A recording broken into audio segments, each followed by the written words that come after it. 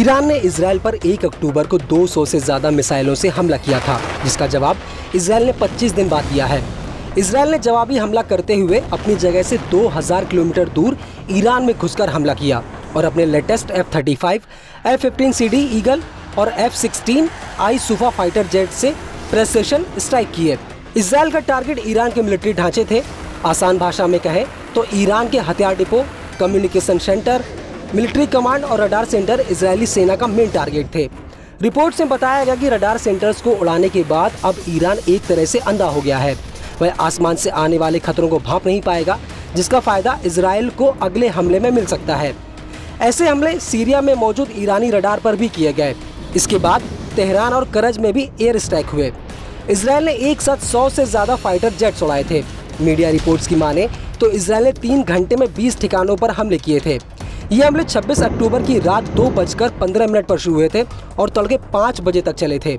इस हमले की जानकारी इजरायली डिफेंस फोर्स यानी IDF ने रात 2:30 पर दी थी। IDF के प्रवक्ता डैनियल हगारी ने जानकारी देते हुए कहा था, 1 अक्टूबर को इजराइल पर हुए हमले के जवाब में यह कार्रवाई की गई है।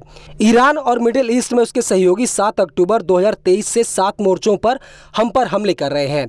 हमें भी जवाब देने का हक है। अपनी रक्षा के लिए जो भी जरूरी होगा हम वह करेंगे।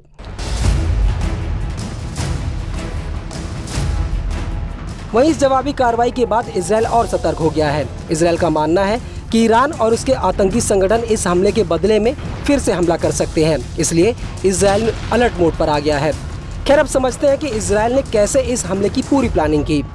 दरअसल इजराइल ने अपने अलग अलग बेस से 100 से ज़्यादा फाइटर जेट्स उड़ाए थे, जिसमें advance F-35 lightning II stealth fighter jet भी शामिल थे। इसे आसानी से रडार पर देखा नहीं जा सकता है। इजराइल इसे आदिर बुलाता है। हमले का मेन फोकस ईरान और करज शहर थे। यहाँ ईरान के मिलिट्री इंस्टॉलेशन टारगेट पर थे। इजराइल से इन शहरों की दूरी करीब 2000 किलोमीटर थी। इजराइल का हमला सीधे तौर पर रडार और एयर डिफेंस सिस्टम को उड़ाना था। इजराइल ने वो किया भी।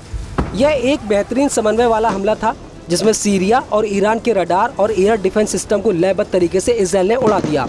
इस दौरान इजराइल ने अपने रिफ्यूलिंग विमानों को 669 रेस्क्यू यूनिट्स को हाई अलर्ट मोड पर तैयार रखा था, ताकि उनके सैनिकों या फाइटर जेट्स को जरूरत हो तो तुरंत ईंधन की सप्लाई हो सके। अगर कोई हादसा हो तो रेस्क्यू टीम मौके पर पहुंचकर सैनिकों को निकाल सके। इजराइल के रक्षा मंत्री योआव गैलेंट और chief of staff lieutenant general Herzi Halevi खुद इस ऑपरेशन को लीड कर रहे थे। दोनों तेल अवीव के क्रिया बेस पर मौजूद थे, वहीं से पूरे ऑपरेशन की मॉनिटरिंग कर रहे थे।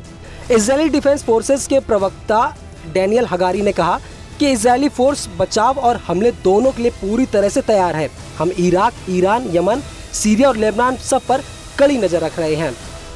फिलहाल इस खबर पर आपकी क्या राय है, हमें कमेंट करके ज़रूर बताएं और ऐसी खबरों के लिए बने रहिए न्यूज़ 18 इंडिया ओरिजिनल्स के साथ।